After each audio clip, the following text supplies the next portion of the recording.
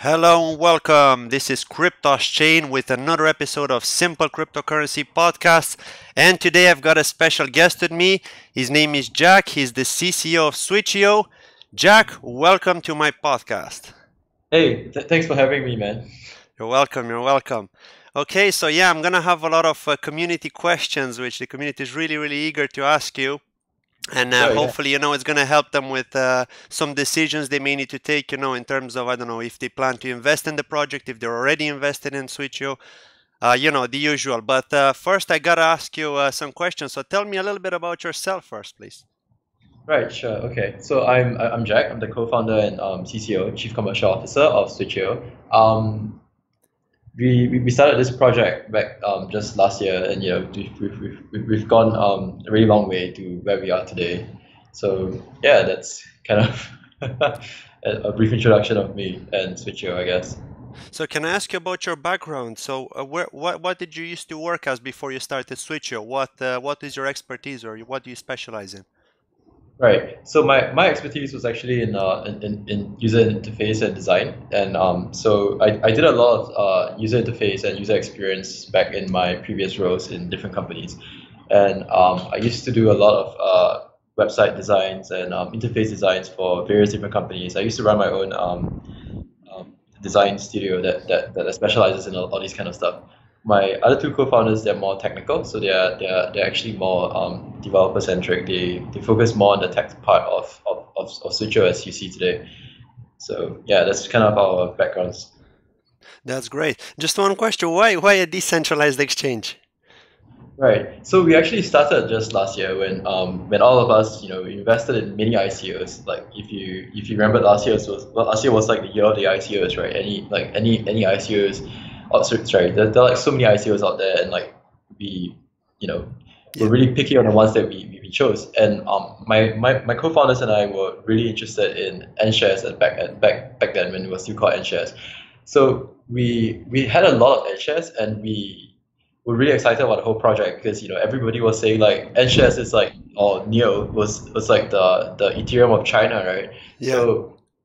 So when Nshares actually rebranded to Neo, and then shortly after, like in October, they launched like the first ICO on Neo, which was Red Pulse. We got really excited, and we all decided to invest into Red Pulse. So after we bought into Red Pulse, the problem was that with ERC20 tokens, we can easily access, like we can easily trade them after the tokens are unlocked on like IDEX or EtherDelta. Yeah. But when Red Pulse was unlocked, it took really long for like the centralized exchanges to actually list these tokens. And we invested in various different Neo ICOs, and we saw that same problem with ICOs on Neo and on less popular blockchains, because it takes decentralized exchanges just a really long time before it gets traded. And the last thing you want to do when you invest in ICOs is get stuck with no markets to trade, right? Because then your funds are locked up. You don't know what's the token price going to be, and like if the exchange doesn't get listed at all, you just don't get to cash out at all. And that was an issue for us, because some of us wanted to buy more Red Powers, and then some of us wanted to sell more, and then the only way we could do it was OTC. So Yeah. at that point of time, like City of Zion also launched their DEX competition, and we had a DEX like planned out, and because of the City of Zion competition, it kind of like encouraged us even more to actually build a whole prototype for decentralized exchange during the competition. So yeah, that was kind of how we decided to build a DEX Wow. last year. Wow, it's interesting, and you guys are the first on Neo as well, so you got a lot of visibility because of that at the beginning. I remember when I actually first heard about you guys when Spotcoin announced an airdrop for holding Switcheo tokens, and then I started to find out about Neo News today, and then I started my channel shortly after, so I just fell in love with Neo, so that's why I thought, wow, this is a great opportunity. I get to do a podcast with the first decentralized exchange on Neo. Nice. Yeah, well, likewise. Thanks for having me, man. You're welcome. You're welcome. Now, just one question before we get into the serious stuff, because I'm sure the community is waiting to hear the interesting questions. Actually, one community member on Reddit asked me, "What is your favorite food?" If you don't mind me asking. Uh, yeah. So I don't actually have a favorite food. I eat all kinds of food. So the thing about Singapore is that because of our the we well there's a lot of different types of food that's available here, and because of our culture we get to enjoy like all kinds of different foods from all the different types of different cultures. Like it's very easy to find all types of food from different races and different cultures. Yeah. So yeah, I mean, I actually really like fusion food. Like when when people are really creative with like food from different uh cultures and they mix them Yeah. together. Yeah. That's actually kind of like what I really like. But yeah, Yeah, I guess there's a lot of influence with the Chinese food over there as well, isn't there? And yeah, that Indonesian probably, and yeah. yeah, Yeah. all types of food from everywhere actually. Great, cool. Thank you. Okay, let's start with the serious questions then. Sure, all All right. right. Okay, the first question I got from the community is, will the introduction of the Fiat Gateway with Switcheo require KYC for all the users? It won't require KYC for all the users, but the fiat gateway is actually by a third party. So people that would want to use the fiat gateway would require KYC on their platform, but people who do not choose to use the fiat gateway do not actually need KYC as it is now, basically. Yeah. Okay, so it'll be, for example, they'll have to register with a third-party payment provider, right? And then they'll have to KYC with them before they can deposit on Switcheo, right?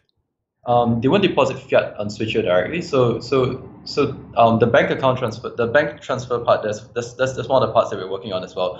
But we're still deciding on whether to on how that's going to work out. But for our credit card part, you will require users to KYC on their platform, which would most likely be a pop-up or iframe from our exchange, basically. So it won't really the KYC will be done on our end, basically. Yeah. Nice. Okay, that's great. That's great.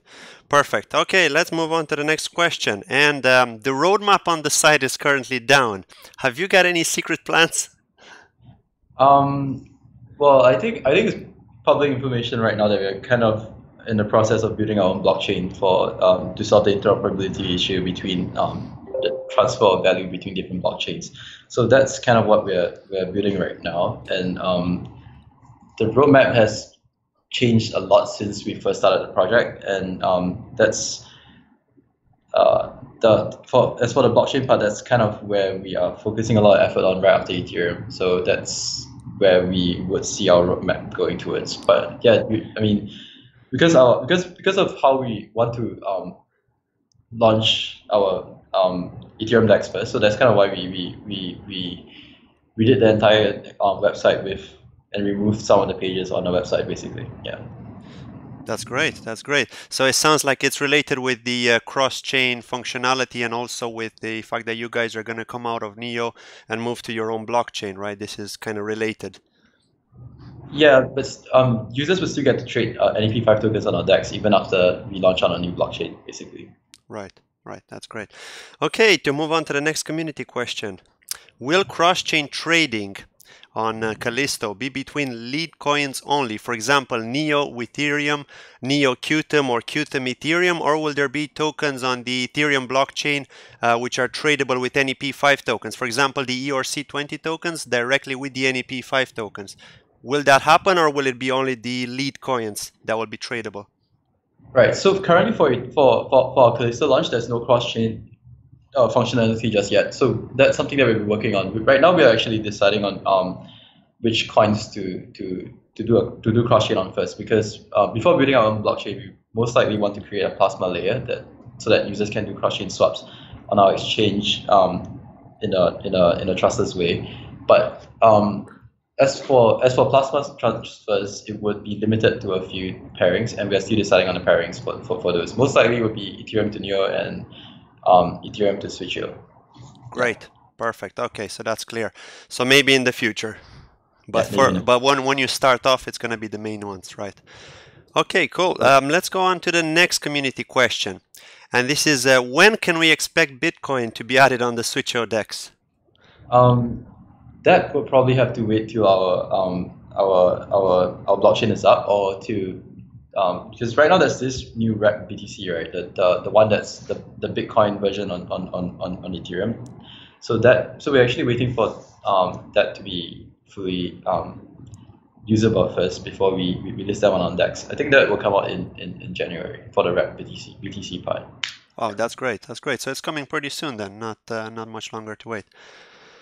Cool, cool. Okay, the next community question we've got is, do you feel you have the right process in terms of the fees and coin burn rate? Yeah, actually we did.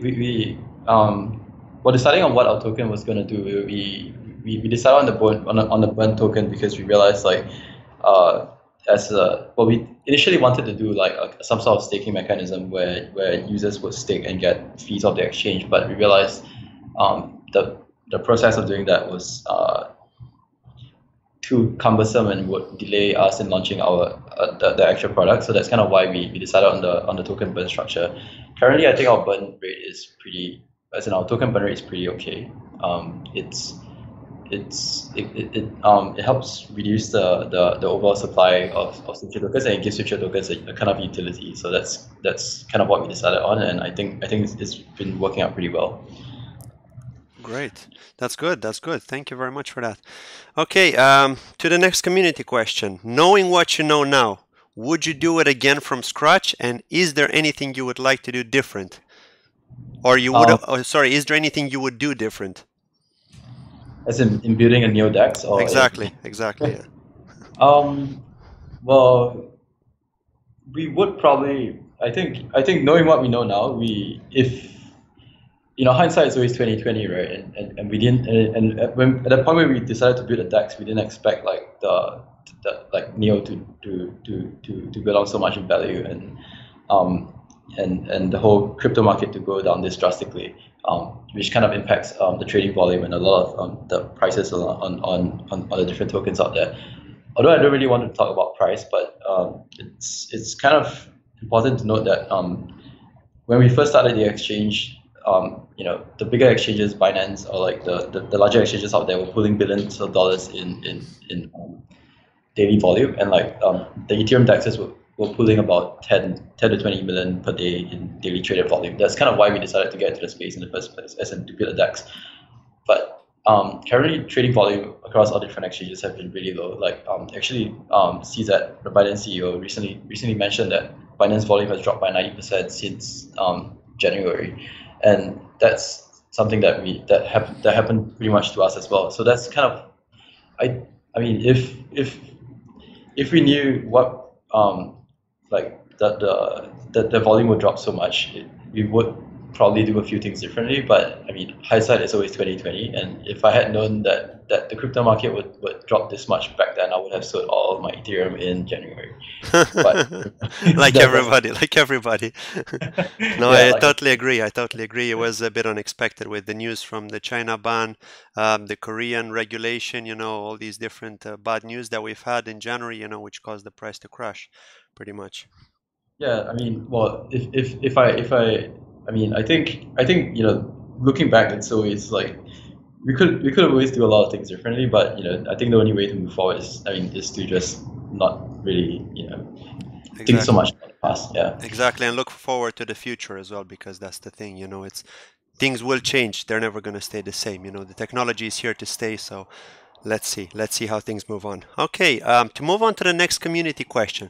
What are your worries about the competition you currently have on the market? For example, Affiliate DEX, Next, the Neon Exchange, or Binance DEX, who are due to launch in early 2019. Right. So as for the Neo DEXs, like Affiliate, we don't really they don't really exactly have as many tokens listed as us, and I feel like we have a pretty strong product as compared to Affiliate. So that's Affiliate. For Next, they haven't really launched anything yet, so we can't really make a fair comparison to them.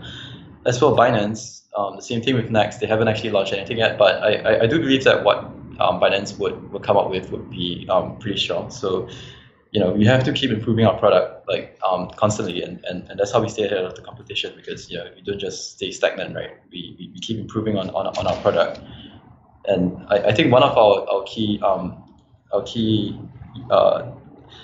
priorities in Switcheo is the emphasis on user experience and user interface, the usability of how our decentralized exchange will work, and to constantly innovate in the blockchain space to ensure that all trades are can be facilitated in a trustless way, in a way that doesn't require an intermediary. And I think the last thing is also that we listen a lot to our community feedback, and a lot of our changes in the new UI is actually based on what our community members feedback to us, and that's how we improve, right? That's how we kind of build our product that's geared towards what the community wants. Yeah. Yeah, no, that's a really good answer. Thank you for that. Yeah, let's see what happens. I mean, yeah, DEXs are the future, the way I see it. Personally, I do think that people that have been in the crypto space for the last year or so are more likely to trade on a DEX because they feel more comfortable with the whole situation of private key, encrypted key, this kind of information wallets, whereas the newer people are more keen on holding their tokens on an exchange, a centralized exchange. They do need customer support.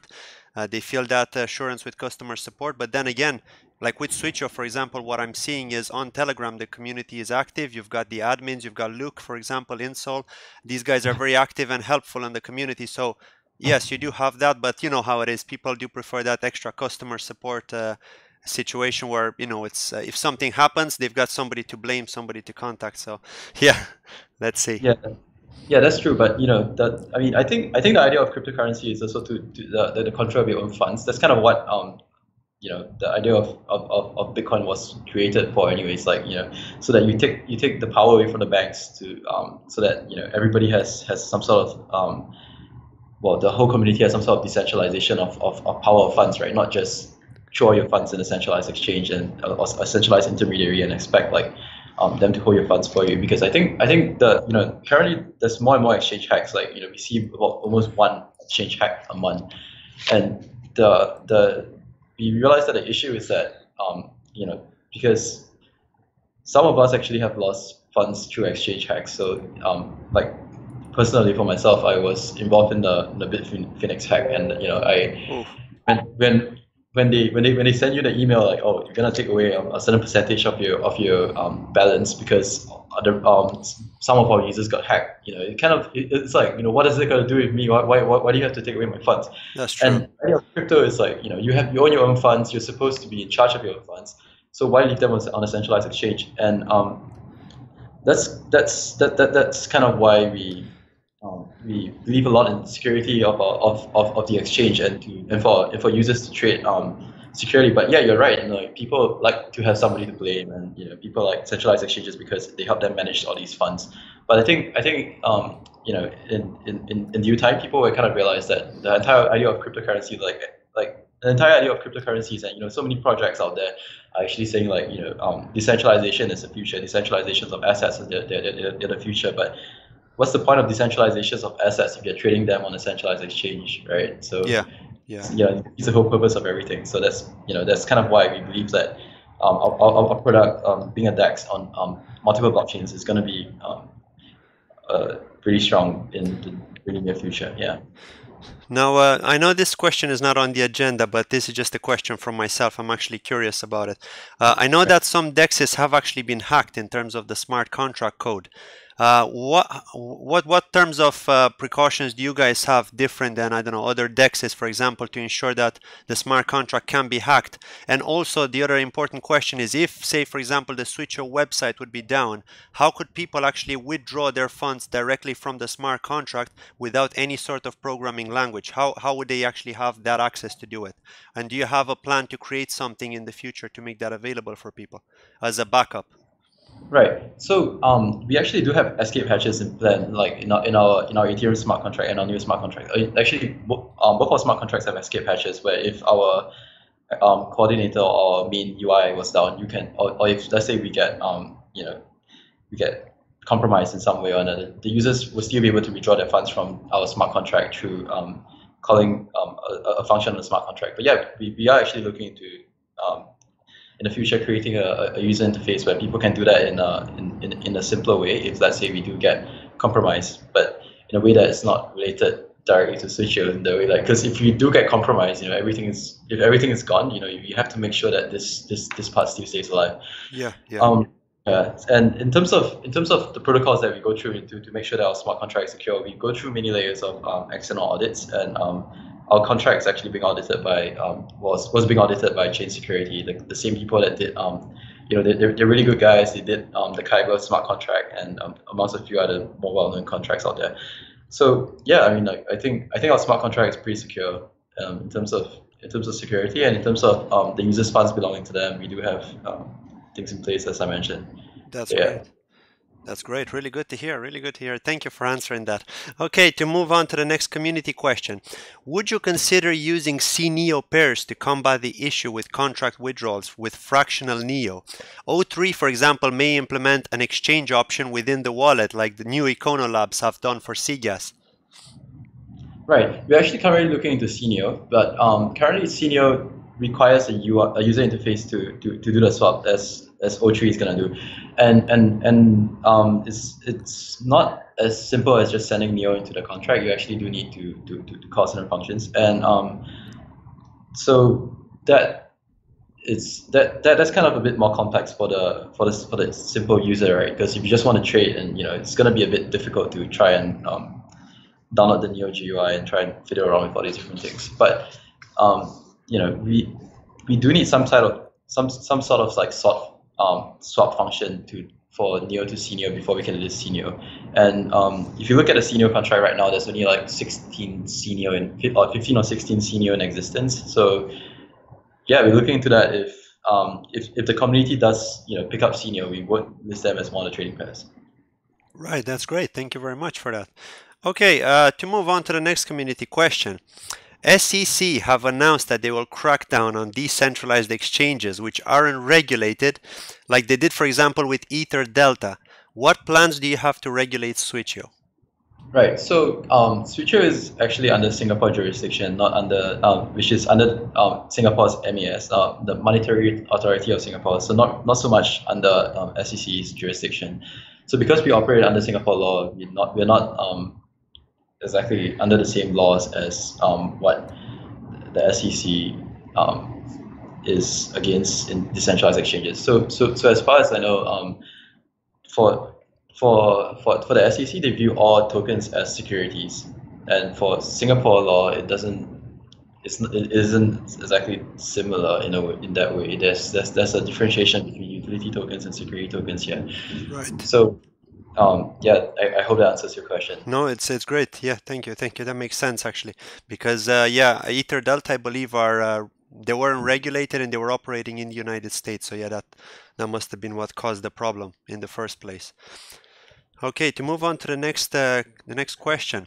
This is not actually from the community. This is from myself. So does Switcheo have any plans to list security tokens? If yes, what are you planning to apply for a license? And also, how do you see the future of security tokens?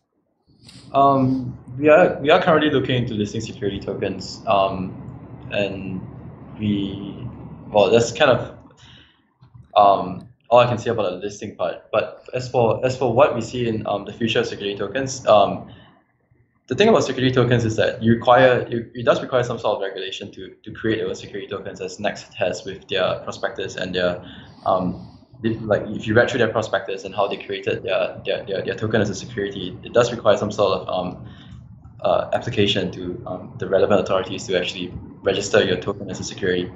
But it doesn't end just there. The other issue is that to be able to transact these tokens on an exchange, you do need a securities exchange license, and to do so, the security exchange license typically only exists in a certain country. Like for example, if you were to get a security exchange license in Singapore, you would restrict the security tokens being traded to our Singaporean users. So that's kind of the tricky part that we have that we are trying to tackle, because if like all these different exchanges across the world, if you get a security license, you have to get a security license in all these different countries to operate in all of them to do it in a legitimate way. Right. Yeah. So for example, if you were to get a security license in the United States, we will only be able to service users in the United States. Oh, okay, I see. Right. Yeah. It Yeah. makes sense. It makes sense. Okay. So let's say when you guys apply for one in Singapore, you'll only be able to service people in Singapore, for example. Right. And that's So the idea of cryptocurrency is always, like 24 hours, 7 days a week kind of trade, and like, to be able to facilitate trades across borders and to trade worldwide. So that's kind of like as a security token, you might not be able to, if you were to be like a security exchange, you might not be able to sell to global markets in such a way, as far as I know. And in terms of a decentralized exchange being compliant in that aspect, the issue is that for securities exchange, that for the requirements to create a securities exchange, there are certain requirements like we have to KYC everybody, we have to be able to stop certain people from trading, we have to be able to pause trading for certain accounts, and it kind of defeats the whole purpose of a decentralized exchange to begin with. But that's why this is something we're really looking into a lot when yeah. Yeah. Cool. Thank you very much. I do have one last question which came in from Twitter yesterday, so it's not on the agenda, but I would like to ask you this question because I do think it's a good one. Now, if the token burn used in fees is 100%, how will you prevent it all from burning eventually?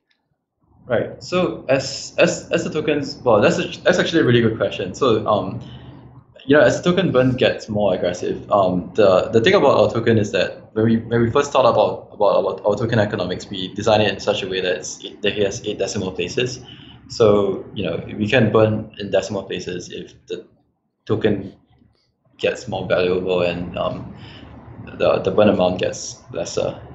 So let me give you an example. Let's say if there's 100 tokens left, and the trading fees are like, and each token is $10,000. Yeah. For example, I'm not saying that Switcheo is gonna go. It's a hypothetical example. The token burn will be a fraction. It will be a decimal of the amount of Switcheo tokens there is basically. Because of how the token is created, it can be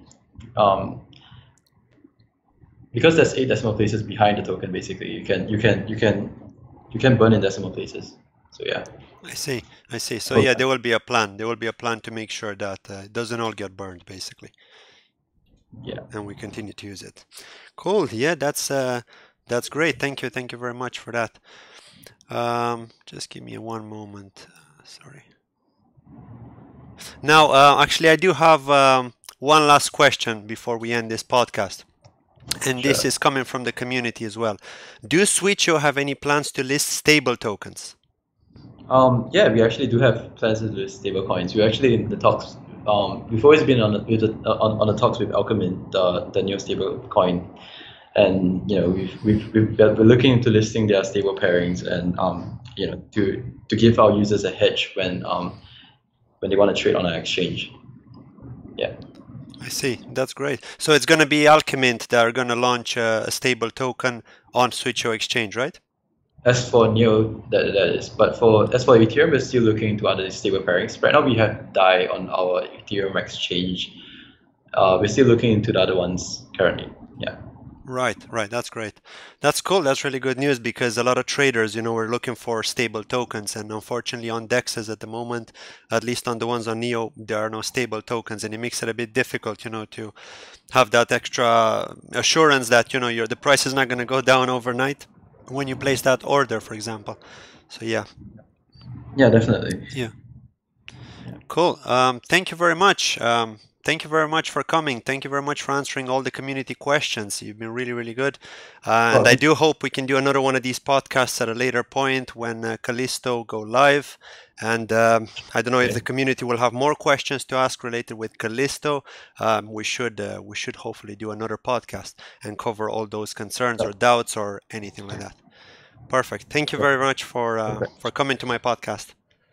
Sure. Thanks for having me. Thank you. Have a lovely day. Goodbye. Thank you. You too.